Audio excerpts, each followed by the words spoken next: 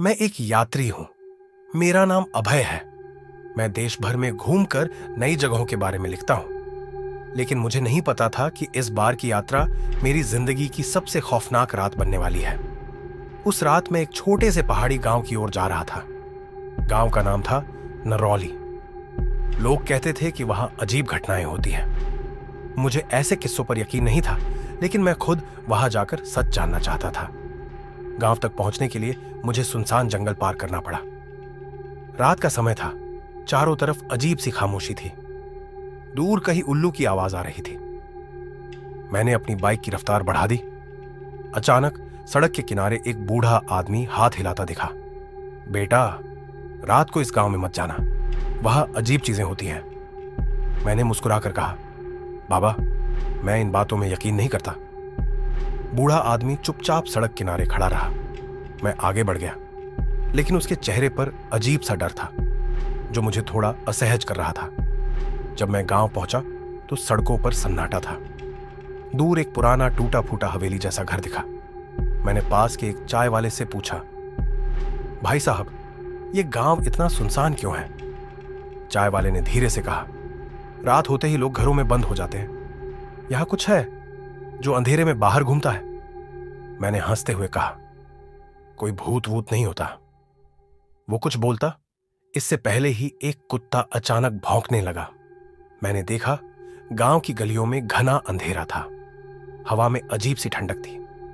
मैंने सोचा कि गांव की सबसे पुरानी हवेली को देखने जाऊं। जैसे ही मैं हवेली के पास पहुंचा, मुझे लगा कि कोई मेरी तरफ देख रहा है। मैंने इधर उधर देखा, लेकिन कोई नहीं था। अचानक हवेली के अंदर से एक औरत के चीखने की आवाज आई। मैं चौंक गया। अंदर झांकने के लिए जैसे ही मैंने कदम बढ़ाया, दरवाजा अपने आप जोर से बंद हो गया। पीछे मुड़कर देखा तो गांव के कुछ लोग खड़े थे। उनके चेहरे पर डर साफ झलक रहा था। एक आदमी बोला, भाग जाओ, इससे पहले कि वो तुम्हें देख ले। मैंने पूछा, कौन? लेकिन वो लोग बिना जवाब दिए भाग गए। मैंने तय किया कि मैं इस रहस्य का पता लगाकर ही रहूंगा। मैं हवेली के अंदर घुस गया। अंदर हर तरफ धूल थी, फर्श टूटे हुए थे और दीवारों पर अजीब आकृतियां बनी हुई थीं। तभी अचानक हर्रर, एक अजीब सी घिसटने की आवाज आई। मैंने पीछे मुड़कर देखा। कोई काली छाया हवा में तैरती हुई मेरी ओर बढ़ रही थी। मैंने दौड़कर दरवाजा खोलना चाहा, लेकिन दरवाजा अंदर से बंद हो चुका था। मेरा दिल जोर जोर से धड़कने लगा।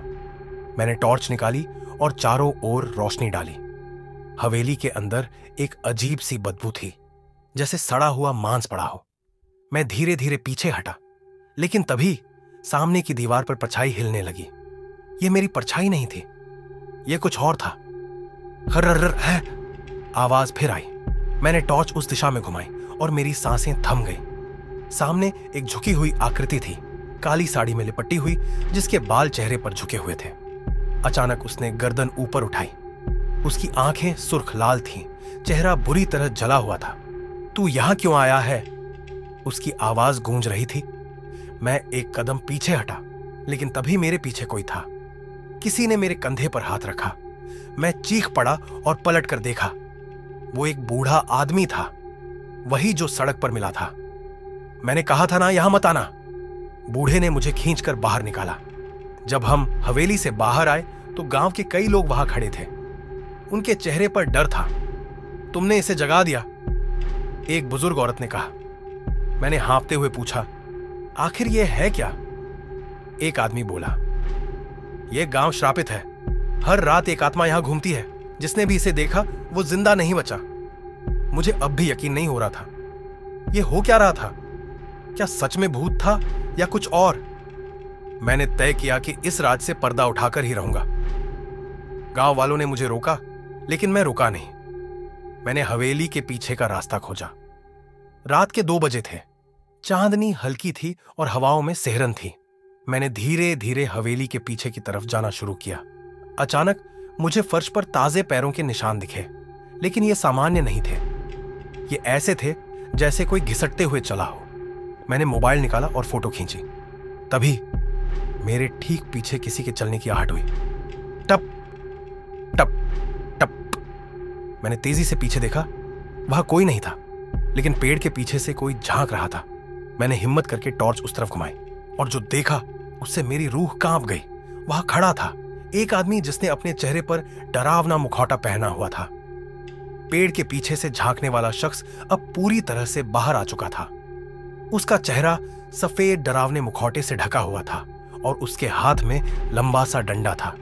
मैंने घबराकर पूछा, कौन हो तुम? वो आदमी चुपचाप मेरी तरफ बढ़ने लगा। उसकी चाल अजीब थी, जैसे कोई परछाई चल रही हो। मैंने पीछे हटते हुए जेब से फोन निकाला, लेकिन तभी धप, मेरे पीछे कोई और था। एक झटके में किसी ने मेरे सिर पर वार किया और मेरी आंखों के आगे अंधेरा छा गया। जब मेरी आंखें खुली तो मैं एक अंधेरे कमरे में था। मेरे हाथ पैर रस्सी से बंधे हुए थे। कमरे में हल्की हल्की लालटेन की रोशनी थी और सामने कुछ लोग खड़े थे। उनके चेहरे ढके हुए थे और सबके हाथ में कोई ना कोई हथियार था, डंडे, लोहे की रॉड और रस्सियां। मेरे सामने एक आदमी आया जिसने काले कपड़े पहने थे। उसने मेरी तरफ झुककर कहा, तूने देख लिया जो नहीं देखना चाहिए था। मैंने गहरी सांस ली और हिम्मत जुटाकर पूछा, तुम लोग कौन हो? उसने मेरी तरफ एक डरावनी हंसी के साथ देखा और कहा, हम वही हैं जिनसे पूरा गांव डरता है। भूत नहीं, इंसान थे। अब मुझे समझ में आ चुका था। गांव वाले जिस भूत की बात कर रहे थे वो असल में ये लोग थे। ये लोग रात में भूत का डर फैलाते थे ताकि कोई बाहर ना निकले और फिर चोरी और लूटपाट करते थे। मेरी आवाज में गुस्सा था। तो गांव में जो भी हुआ वो सब तुम्हारा काम था? उस आदमी ने सिर हिलाया। हाँ, हवेली के पीछे बहुत सारे बक्से छिपे हुए हैं जिनमें चोरी का सामान भरा हुआ है। कोई बाहर ना निकले इसलिए हमने भूतिया कहानियां फैला दी।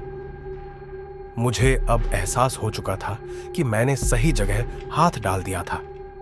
अब सवाल यह था, मैं यहां से बाहर कैसे निकलूं? मैंने देखा कि कमरे का दरवाजा आधा खुला था और बाहर से हल्की रोशनी आ रही थी। मेरे हाथ अब भी बंधे थे, लेकिन मैंने कोशिश की और धीरे धीरे रस्सी ढीली कर ली। तभी एक आदमी मेरी तरफ बढ़ा और जोर से चिल्लाया, अरे ये रस्सी खोल रहा है। मैंने पूरी ताकत से खुद को छुड़ाया और पास रखे एक डंडे से उन पर वार किया। बाकी लोग मेरी तरफ बढ़ने लगे, लेकिन मैं तेजी से दरवाजे की ओर भागा। बाहर आते ही मैंने गांव वालों को जोर जोर से पुकारा, गांव वालों, देखो ये लोग तुम्हें बेवकूफ बना रहे हैं। गांव वाले टॉर्च और डंडे लेकर इकट्ठा हो गए। जब उन्होंने इन नकली भूतों को देखा तो उनका डर गुस्से में बदल गया।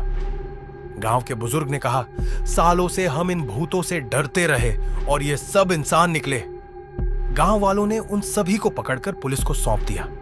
हवेली के अंदर से चोरी किया हुआ सामान मिला, जिससे साबित हो गया कि ये सब एक बड़ा षड्यंत्र था। जब पहली किरण गांव पर पड़ी तो हवेली अब भी वैसी ही खड़ी थी, लेकिन अब उसमें कोई भूत नहीं था।